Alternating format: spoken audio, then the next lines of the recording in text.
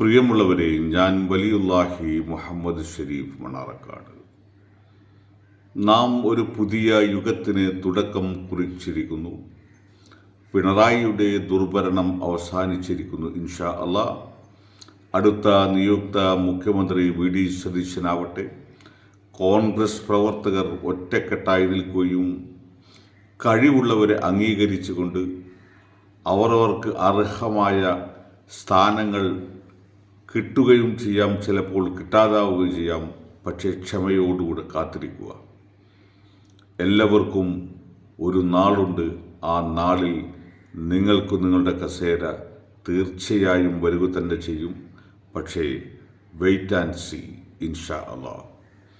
ഇനി ഈ 2029 ആവുന്ന കാലം നാം കേരളത്തിൽ നിന്നും ഈ ഒരു വെളിച്ചം ഇന്ത്യ മുഴുവൻ പരന്ന് ഇന്ത്യൻ നാഷണൽ കോൺഗ്രസിൻ്റെ കൂടെ ഈ വലിയ ഒരു പടുവൃക്ഷമായി വീണ്ടും ഇന്ത്യ രാജ്യം ഭരിക്കാനുള്ള ശേഷി നമുക്കുണ്ടാവുകയും എല്ലാ വിഭാഗം ജനങ്ങളെയും ഉൾക്കൊണ്ടുകൊണ്ട് ഒരു ഭരണ സംവിധാനം ഉണ്ടാവാൻ സർവശക്തൻ അനുഗ്രഹിക്കട്ടെ.